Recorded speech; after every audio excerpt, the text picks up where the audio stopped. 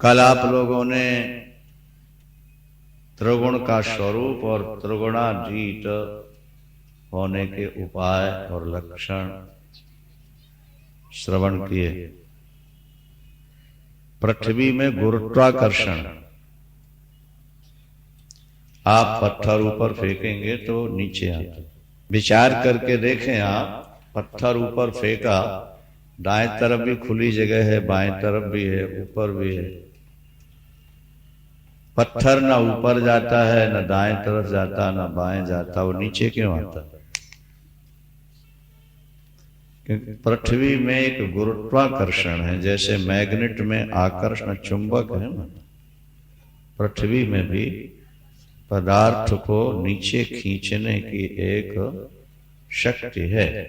यदि पृथ्वी के गुरुत्वाकर्षण से आप ऊपर उठ जाएं तो खुले आकाश में आप पैदल घूम सकते हैं।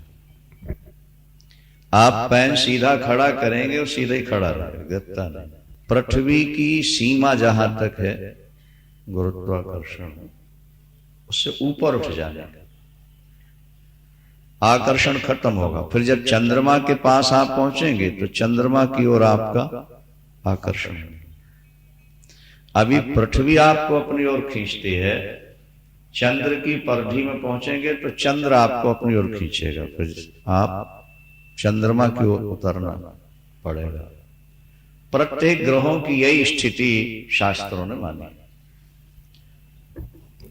जरा ध्यान से सुनेंगे बात को। जैसे पृथ्वी का गुरुत्वाकर्षण, पृथ्वी का आकर्षण पदार्थ को अपनी ओर खींचता है, इसी तरह माया का भी गुरुत्वाकर्षण, माया भी जीव को अपनी ओर खींचती है। जब तक तीन में से एक भी गुण आपके जीवन में रहेगा तब तक आपका आकर्षण माया की ओर बना रहेगा।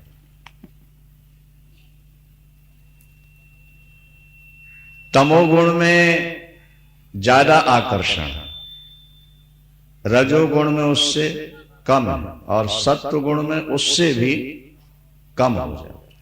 और सत्व गुण को पार कर गए तो स्वरूप स्थिति, अपने स्वरूप में परमात्मा के धाम में आना। इस त्रिगुण से अपने को पार होने के दो उपाय, विचार या भक्ति। यदि परमात्मा ने आपको निर्मल बुद्धि दी है तो आप वेदांत का स्वाध्याय करते हुए अपने गुरु के चरणों में बैठकर विचार करते करते अपने आप को ऊपर उठा लीजिए। यदि आप अपने को ऊपर उठा सकते हैं, आप त्रिगुणातीत हो जाएंगे। यदि बुद्धि में उतनी निर्मलता नहीं है, विचारों की क्षमता नहीं है, तो फिर आनंद कंद भगवान कृष्ण, भगवान राम, भगवान शंकर, पराम्बा भगवती त्रिपुर सुंदरी, इनके चरणों के आश्रित हो जाइए। इनका अनन्य रूप से आप चिंतन, बंदन, पूजन, भजन कीजिए। यदि आप ऐसा करते हैं तो भगवान की कृपा शक्ति से आप तीनों गुणों से पार हो जाए। एक ओर है पुरुषार्थ और दूसरी ओर है कृपा।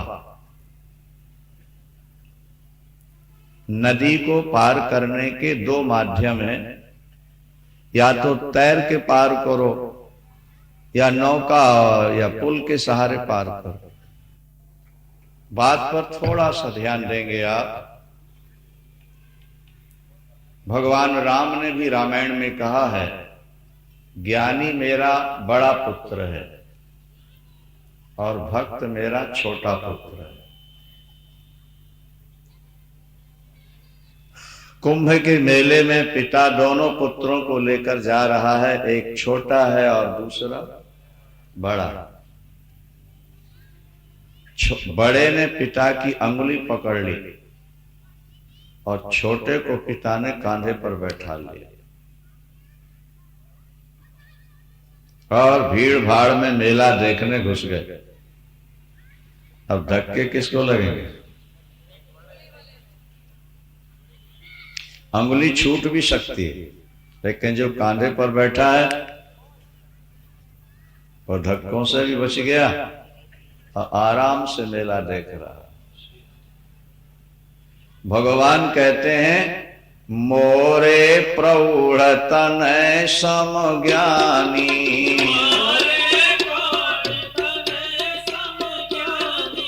मोरे प्रौढ़ तनय सम ज्ञानी,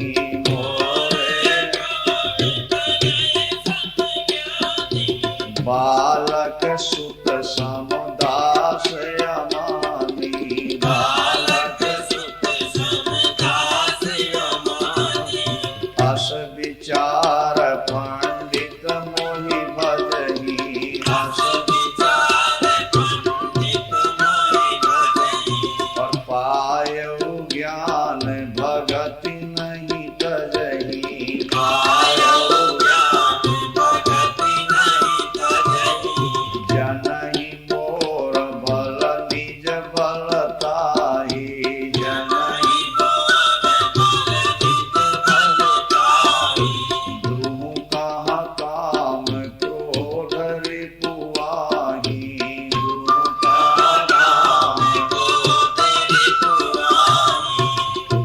मेरा ज्ञानी पुत्र प्रौढ़ है। प्रौढ़ किसको कहते हैं? जवान।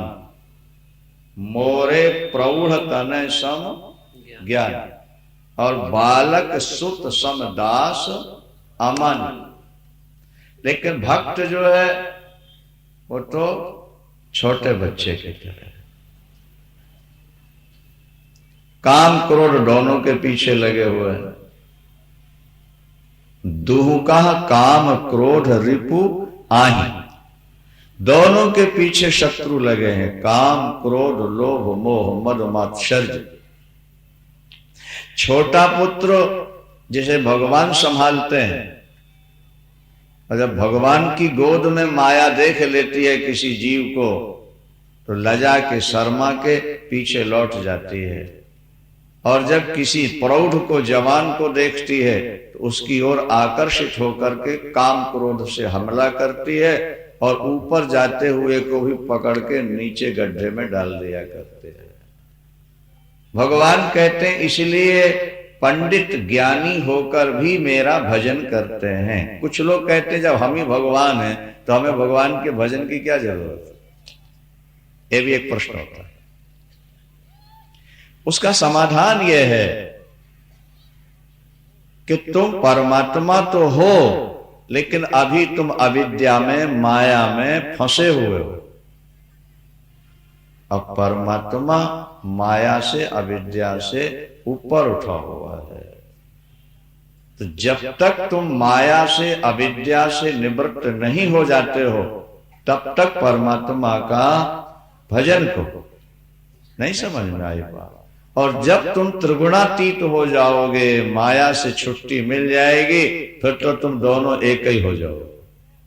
हनुमान जी भगवान राम की बड़ी सेवा करते तो वेदांती ऋषि बैठे, वो थोड़ा व्यंग किया करते थे कि ये सगुण साकार की उपासना करता, आखिर तो बंदर है, इसके अंदर क्या ज्ञान हो। तभी तो लगा रहता है राम जी की सेवा में। भगवान राम समझ गए वो तो अंतर्यामी है। जब ऋषियों का समुदाय बैठा था तो राम जी ने हनुमान जी से प्रश्न किया, बोले हनुमंत लाल तुम रात दिन मेरी सेवा में लगे रहते हो, बताओ तो तुम मुझे समझते क्या हो, मेरे प्रति तुम्हारा क्या भाव है। हाँ, ऋषियों के कान खड़े हो गए, बोले अब निष्कर्ष निकलेगा, देखो ये क्या कहता है। हनुमान जी हाथ जोड़कर खड़े हुए, उन्होंने कहा सरकार मेरे आपके साथ 3 नाते हैं। 3 नाते कौन कौन से? बोले देह दृष्टि से तो मैं आपका सेवक हूं, आप मेरे स्वामी। देह दृष्टिया तु दासो हम, देह की दृष्टि से मैं आपका और जीव की दृष्टि से मैं आपका अंश हूं। जीव दृष्टिया त्वदंश का, जीव की दृष्टि से मैं आपका अंश हूं, और तत्व की दृष्टि से जब विचार करता हूं राम, तो जो आप हो सो मैं हूं, जो मैं हूं सो आप हो, तत्व तो एक का ही है। अरे ऋषियों ने जय जय घोष किया, देवताओं ने पुष्प वर्षा, राम जी ने राम जी ने हनुमान जी को गले लगा लिया। बोले धन्य। जब तक तुम देह में फंसे हो तब तक तो भगवान की भी देह मान के उनकी उपासना करो। जीव क्या है? बोले उनका अंश ही तो है। तरंग क्या है? बोले समुद्र का अंश है।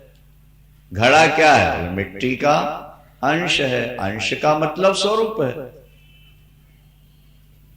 अलग दिख रहा है घड़ा मिट्टी से, पर घड़े में मिट्टी छोड़कर और क्या है? बोलो, घड़ा बना किससे? मिट्टी से। और रखा किसके ऊपर है? मिट्टी के ऊपर। और फूटेगा तो जाएगा कहां? मिट्टी में मिल जाना।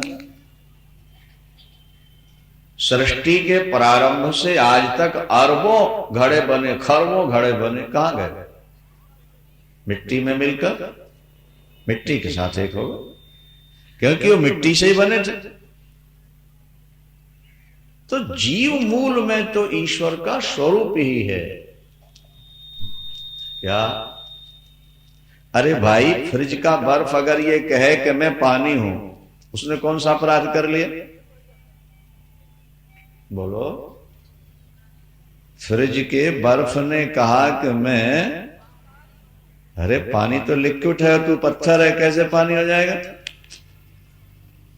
नहीं, वो लिक्विड ही पत्थर बना। और अगर बर्फ 1000 वर्ष तक बर्फ बना रहे तो नीलमणि बन जाता है। यह भी शास्त्रों में लिखा। बर्फ 1000 वर्ष तक बर्फ ही बना रहेगा तो नीलमणि। पत्थर, कितना कठोर पत्थर नीलमणि। और बर्फ और पानी। जिसने पानी से बर्फ बनते नहीं देखा, जिसने बर्फ से नीलमणि बनते नहीं देखा, वो नीलमणि को कभी पानी मानने के लिए तैयार नहीं हो। लेकिन मूल में वो नीलमणि भी पानी ही है। क्या समझे? बर्फ मूल में पानी ही है। उसने फ्रिज का धर्म स्वीकार कर लिया, अपने में आत्मसात कर लिया, इसलिए बेचारा पानी से बर्फ हो गया। अब फ्रिज से निकाला, जहां गर्मी लगी ठंड उसने छोड़ी, पिघल के फिर पानी का। आपका शरीर फ्रिज है, आपकी आत्मा पानी है, लेकिन इस फ्रिज में आकर के जीव बन बैठा है। इस शरीर में आकर के ये जीव बन गया। और जहां शरीर से अपने को अलग देखना प्रारंभ करेगा, शरीर के धर्मों से अपने को न्यूट्रल मान लेगा, ब्रह्म हो जाए। ब्रह्मविद ब्रह्मैव भवति। ब्रह्म को जानने वाला ब्रह्म ही हो जाता है।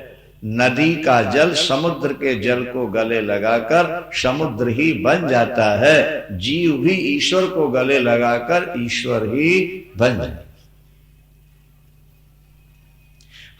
हम ज्योति में लीन नहीं होना चाहते। मत हो। क्या बनना चाहते? गोपी बनना चाहते। ठीक है, भगवान गोपी बन रहे हैं। हम ग्वाल वाल बनना चाहते, बना देंगे। हम पार्षद बनना चाहते हैं, भगवान नित्य वैकुंठ में पार्षद बना देंगे। ये तो तुम्हारी रुचि पर निर्भर करता है। 5 प्रकार की मुक्ति है। मुक्ति कितनी है? 5 प्रकार। परमात्मा की तरह रिद्धि सिद्धि प्राप्त हो जाए। 1, परमात्मा का लोक मिल जाए।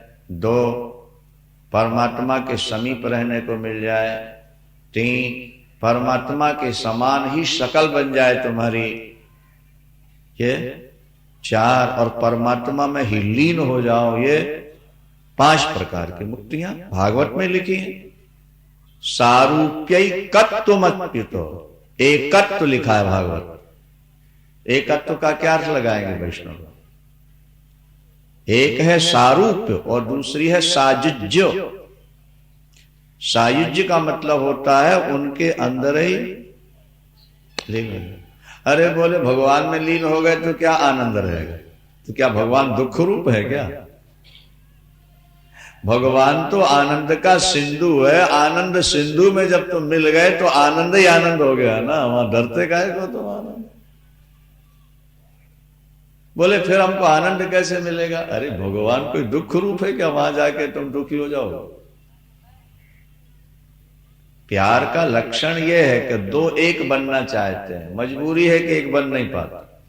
किसी से तुम्हारा प्यार होगा, वो दूर खड़ा है तो तुम बुला के गले लगाते हो उसको।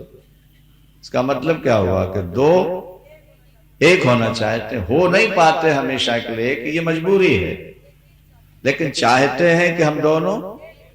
बोलो भाई, किसी से प्यार है बस दूर ही खड़ा रखो उसको, द्वैत बन के रखो नहीं। प्रीति तो दो को एक बनाती है। नदी का जल दौड़ रहा है, कहां जा रहा है? बोले समुद्र से मिलने के लिए। वेद का वचन है, यथा नद्या स्यन्द्यमानः समुद्रेष्टम गच्छन्ति नाम रूपे विहायो तथैव क्या विद्वान पुरुषमुपैति दिव्यम रूप नाम रूपात् विमुक्तः परम पुरुषमुपैति दिव्यम। वेद का वचन, वेद का वचन। जैसे नदी दौड़ती जा रही है, गंगोत्री में गंगा गंगा, प्रयाग हरिद्वार में गंगा गंगा, क्या भाई, और हावड़ा में गंगा गंगा, लेकिन गंगा सागर में जब जाके मिल गई तो आगे फिर क्या है? फिर गंगा है कि सागर है? बोला करो भाई। जैसे गंगा का जल सागर में मिल करके सागर हो गया, इसी तरह जीव ईश्वर से मिलकर, और ईश्वर कैसा है? बोले आनंद ही ईश्वर का रूप है। जो आनंद सिंधु सुख राशि,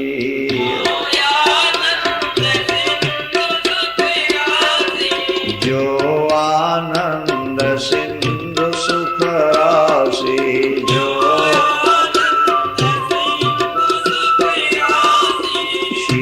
करते त्रैलोक सुपासी, करते सो सुख धाम राम अस नामा, सो सुख अखिल लोक दायक विश्रामा, अखिल लोक दायक। वैष्णवों ने जीवों को भगवान से जोड़ दिया, लगा दिया, बहुत अच्छी बात है।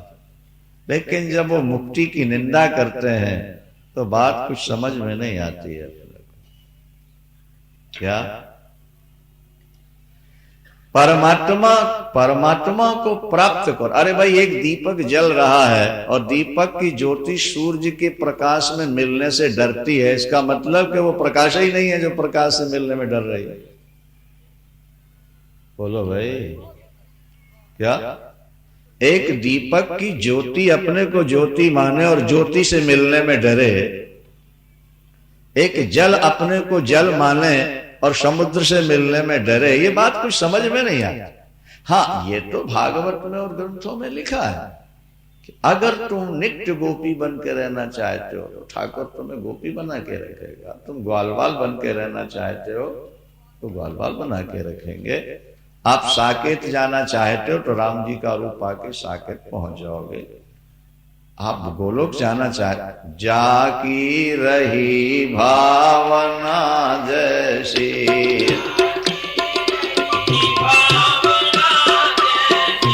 प्रभु मूर्ति देखी तिन तैसी, प्रभु भागवत का एक श्लोक है, यद यद धियात उर्गाय विभावयन्ति। परमात्मा का स्वरूप कैसा? बोले भक्त ने सोचा जैसे। आपको आगे स्वरूप मिलेगा कैसा? बोले आपने सोचा जैसा। अगर किसी आत्म जीव को नारी का चोला मिला है, इसका मतलब है कि जब वो पुरुष थी तो नारी का ही चिंतन करती रही, इसलिए उसको नारी का चोला मिला। आज कोई पुरुष बना है, संभव पहले जन्म में नारी रहा हो और नारी बनकर पुरुष का ही चिंतन करते रहे। पुरुष कोई आज कुत्ता बना है, उसने अपने कुत्ते से बहुत प्यार किया होगा, इसलिए कुत्ता बन गया है। क्या समझ में आएगा? जड़ भरत ने मृग से बहुत ज्यादा प्यार किया, इसलिए उनको मृग बनना पड़ा। क्या समझ में आएगा? भगवान से हम किस रूप में मिलना चाहते हैं, जो आपकी भावना है उसके आधार पर भगवान आपको मिल। अब आप निर्णय कर लो हमें किस रूप में मिलना, लेकिन त्रिगुणातीत तो होना ही पड़े। भक्त बनने के लिए भी बोलो, क्योंकि वैष्णव के यहां लिखा है कि जब यहां से विमान आया यहां से ले जाने के लिए, तो रास्ते में एक बिरजा नदी पड़ती है, बिरजा नदी। उसमें जब उसको स्नान कराया जाता है तो उसका सूक्ष्म शरीर वहां छूट जाता है, सूक्ष्म शरीर उसका छूट जाता है। फिर वहां उसको पार्षद शरीर मिल जाता है और उससे वो सगुण साकार रूप से भगवान। भागवत का श्लोक है, देहेन्द्रिया सुहीना नाम वैकुंठ पूर्वासिना। वैकुंठ में रहने वालों के प्राण नहीं होते, इंद्रियां नहीं होती, देह नहीं होती। तो प्राण और इंद्रियों को तो सूक्ष्म शरीर कहते हैं, वो वहां नहीं रहते। बोले बिना प्राण बिना इंद्रियों के, बोले केवल आत्मा आनंद रूप होता है। शरीर चाहिए तो भगवान जैसे अपना दिव्य शरीर बनाए हुए हैं, इसी तरह अपने पार्षदों का दिव्य रूप बना लेते हैं। मुक्ति चाहिए तो ज्योति ज्योति में लीन कर। वो आपकी इच्छा पर निर्भर करता है कि आप परमात्मा के पास किस रूप से पहुंचना चाहते। क्या समझ? 5 प्रकार की मुक्ति भागवत में लिखी है। कपिल जी ने माता को, अब वैष्णवों से पूछो कि 5वीं मुक्ति कौन सी है, नहीं बताएंगे। वृंदावन। अब 15वें अध्याय की व्याख्या करते हैं, उसे ध्यान से आप श्रवण करेंगे। ऊर्ध्व मूल मध शाखा अश्वत्थम प्राहुरव्ययम छंदांसी यश पर्णानि यष्टम वेद सा वेद विच। वही वेदों का ज्ञाता है जो संसार के मूल रूप को समझ लेता है। संसार ये वृक्ष है, पीपल का वृक्ष है। संसार में पीपल का वृक्ष नीचे से ऊपर की ओर उठता है और ये संसार रूपी वृक्ष ऊपर से नीचे की ओर आया है।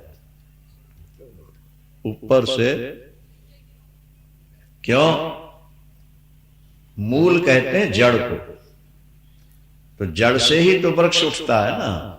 तो संसार रूपी पीपल के पेड़ का मूल क्या है, जड़ क्या है? विष्णु नारायण, वो हो गए ऊपर। ऊर्ध्व मूलम, इसका मूल जो है वो नहीं समझ में आ रहा। अधः शाखा, और नीचे उसकी शाखा है, माने उससे नीचे ब्रह्मा हुए, और ब्रह्मा के बाद फिर त्रिगुण सृष्टि चल करके ये संसार बन गया। तो ये पीपल के पेड़ से इसको उपमित किया संसार को। गुण ऊर्ध्व मूल मध शाखा अश्वत्थम प्राहुरव्ययम, ये अव्यय है, चलता रहता है। और इसके पत्ते क्या है? बोले वेद।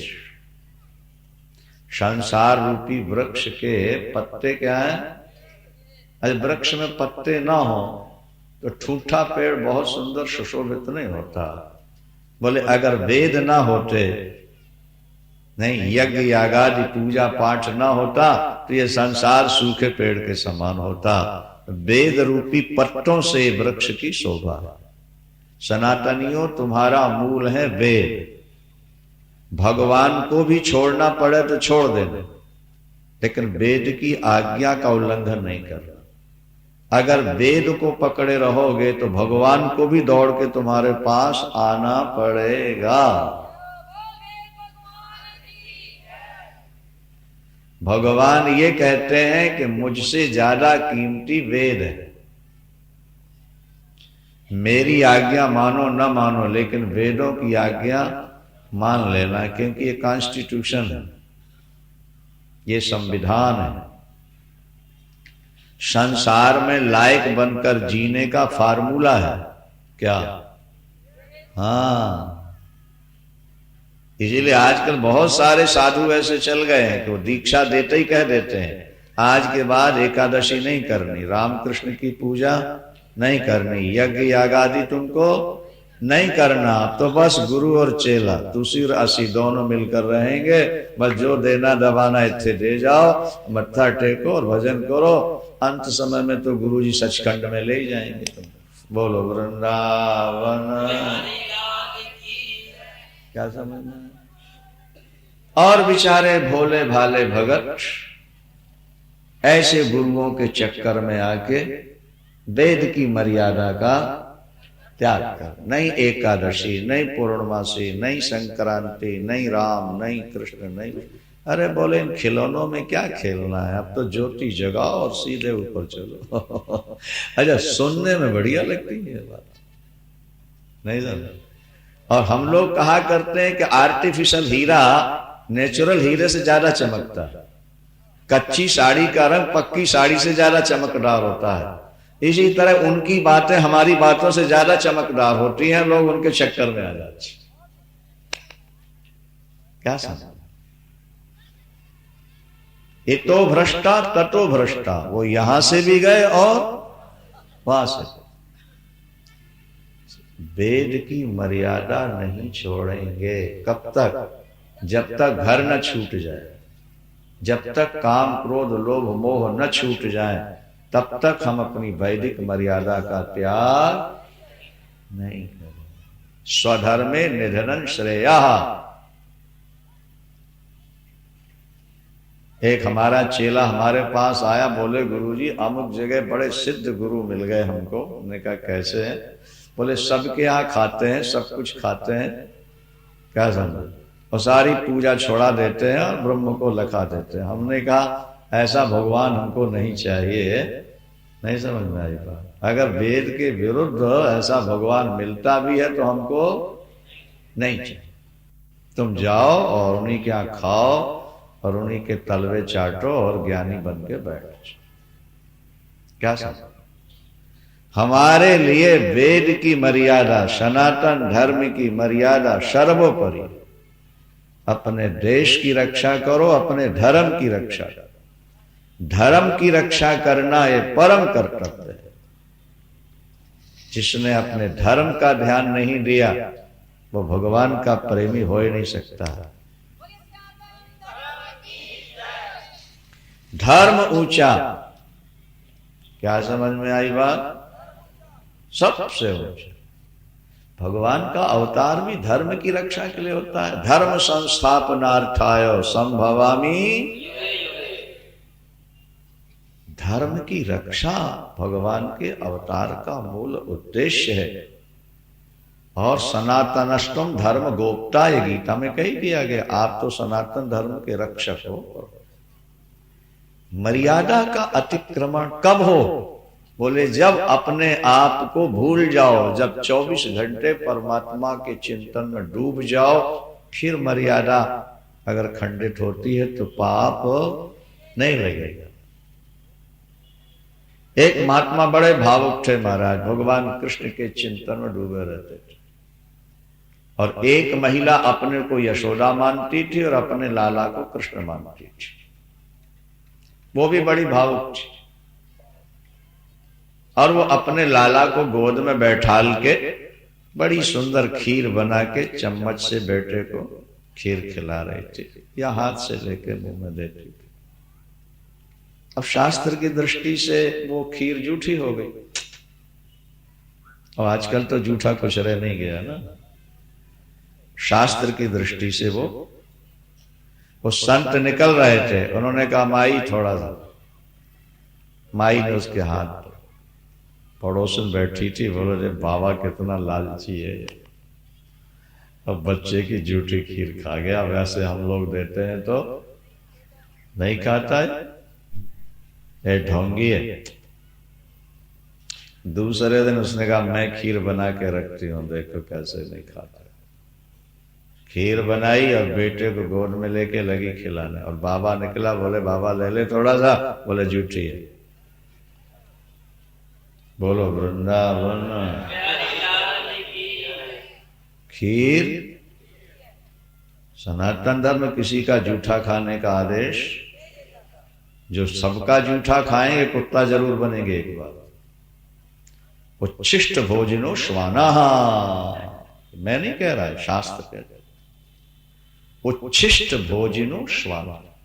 जूठा खाना है तो अपने माता का, पिता का, पति का, गुरु का, संत का, ठीक, चाहे जिसका जूठा खाना शास्त्र आज्ञा। बहुत ज्यादा प्यार है तो बेटे का जूठा खा लो, और जोरू के गुलाम हो तो श्रीमती का जूठा खा लो। आजकल तो खाते ही खाते हैं, नहीं खाने से। अच्छा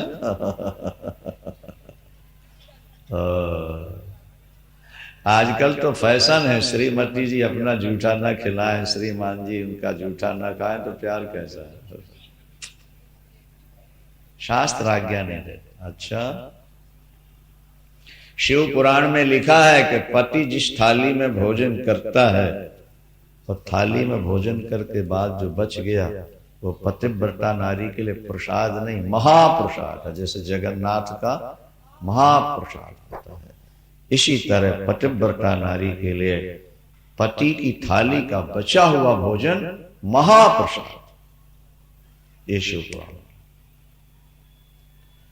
पर अब कलयुग में बोले श्रीमती की थाली का बचा हुआ भोजन श्रीमान के लिए महाप्रसाद हो गया।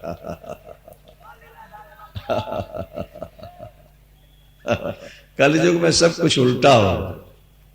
श्रीमती जी ने गिलास लिया, आधा पानी पिया, जो बचा श्रीमान जी बड़े स्वाद से पीते हैं, श्रीमती का प्रसाद है। अस्तु, बीच में बात चल गई, बोल दिया। ये शास्त्रों में जो लिखा वो हम बता रहे हैं, आज क्या हो रहा वो आप जानो। उस संत ने कहा माई ये खीर, अरे बोले ढोंगी बाबा, कल तूने उसके बेटे की जूठी नहीं खाई? उसने कहा माई बात तेरे समझ में नहीं आई। कैसे नहीं आई समझ में? चल उसको गए, पूछा कल तेरे बेटे की जूठी इसने खाई थी खीर के नहीं? माई ने कहा मुझको पता नहीं। क्यों? बोले मैं तो यशोदा बन के बैठी थी और अपने लाला को मैं भगवान कृष्ण मानकर खिला रही थी, और उस समय कौन आया और कौन प्रसाद ले गया ये मुझे पता ही नहीं था। संत ने कहा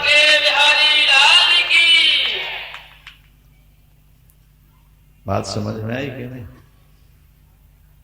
जो इस स्थिति में पहुंच चुके हों, जिनको अपने और पराये का, भाई ये प्रतिध्वनि आ रही, इसको बंद करो।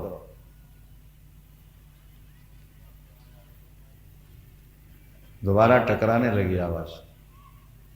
श्रीमन नारायण नारायण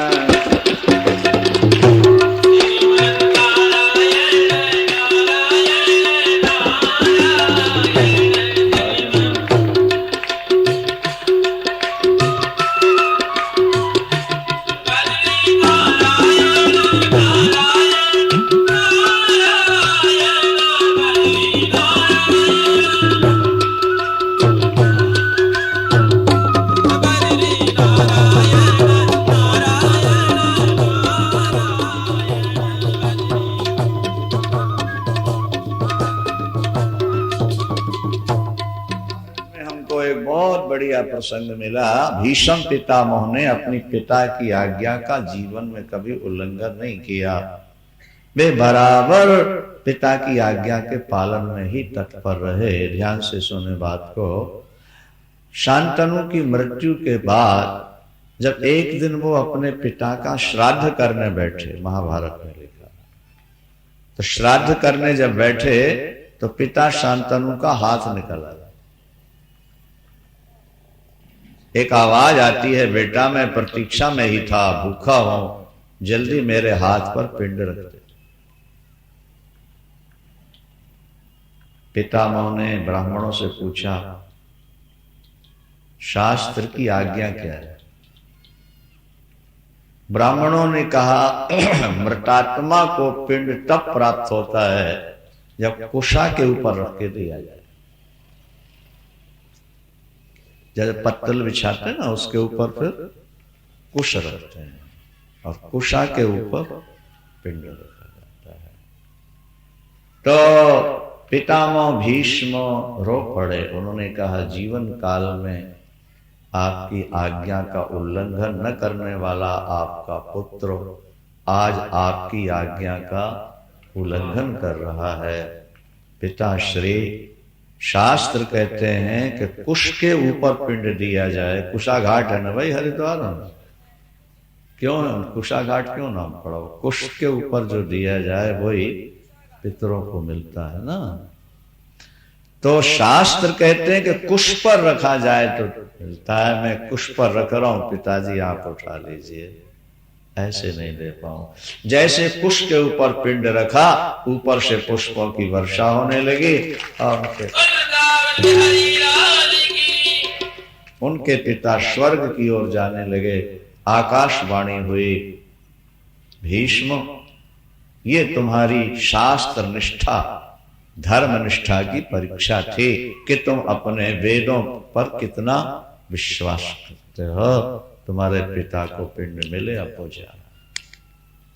तो वृक्ष, ये संसार एक वृक्ष है, उसका मूल भगवान नारायण है, ब्रह्मा उसकी शाखा है और वेद उसके, बोलो भाई, जिससे ये संसार रूपी वृक्ष सुशोभित हो रहा है।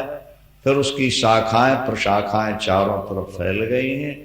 तीनों गुणों से ये बढ़ते हैं और विषय रूपी नए नए पत्ते कोमल प्रवाल इसमें निकले हुए हैं। नीचे ऊपर चारों तरफ ये वृक्ष फैला हुआ है और कर्म रूपी बंधनों से ये बंधा है। इसके रूप का आज तक पता नहीं लग पाया है, ना इसका आदि है और ना इसका अंत है। ये जो पीपल वृक्ष है ये बड़ा मजबूत है। इस वृक्ष को काटना है, मतलब इससे हमको पार होना है। पार कैसे हुआ जाए प्रभु?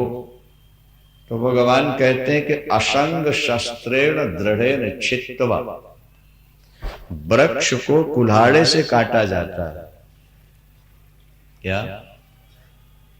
वृक्ष को तो संसार रूपी वृक्ष कब कटेगा? संसार रूपी वृक्ष से तुम कब मुक्त होगे? बोले असंग रूपी शस्त्र लेकर के इसको काट। असंग का मतलब अनासक्ति। अगर आपकी आसक्ति है परिवार में, स्त्री में, पुत्र में, मित्र में, देह में, तो ये कटेगा नहीं, ये तो बढ़ता जाएगा। सबसे अनासक्त हो जा, आसक्ति रहित हो जा, बिना अटैचमेंट के हो जा। अटैचमेंट रखने ही है तो ईश्वर से बस। ततः पदम तन परिमार्गितव्यम यस्मिन् गताना निवर्तन्ति भूयः। देखो पाठ, असंग अनासक्त हो जाओ दुनिया से। क्या लेना दुनिया? भैया प्लेन में यात्रा कभी करनी पड़ती है ना, अपने को कार्यक्रमों के लिए जाना होता है, हर प्रकार की सुविधा होती है प्लेन में। वो नव युवतियां हर चीजें लिए खड़ी रहती हैं, जो चाहिए। क्यों भाई? मुस्कुरा के बात करती हैं वे, उन्हें ट्रेनिंग दी जाती है ना इस दिन की। यात्रियों से व्यवहार कैसे वे रिक्वेस्ट करती हैं किसी भी चीज को देने के लिए। पंखा भी लगा है, एसी भी है, लाइट भी है, बढ़िया कुर्सी है और आकाश में उड़ रहे हैं। लेकिन इसके बाद भी ऐसा नहीं लगता कि भाई ये प्लेन ज्यादा देर तक चलता रहे। बार बार ये लगता है कि अपनी स्टेशन आए और अपन उतर जाए। क्यों भाई शादी तो मैं तो लंबी यात्रा करनी पड़ती है, कनाडा 24 घंटे। मैं बार बार घड़ी देखते हैं अभी कितना समय बाकी है, कब हमारा स्टेशन आए और हम इससे निकल के। देखो हर प्रकार की सुविधा मिलने के बाद भी ऐसा लगता है कि इससे उतरो, क्योंकि अपना कोई घर नहीं है, अपना तो घर और कोई। तो इसी तरह आज अगर आपको कोठी, मकान, दुकान, एसी कमरे सब मिल गए हैं तो समझ लो प्लेन की यात्रा है, इससे उतर के भगवान के पास जाना है। इसलिए थोड़ा जल्दी ध्यान दो, आसक्त नहीं होना, अनासक्त रहकर समय की प्रतीक्षा करो, कब समय आए शरीर छूटे और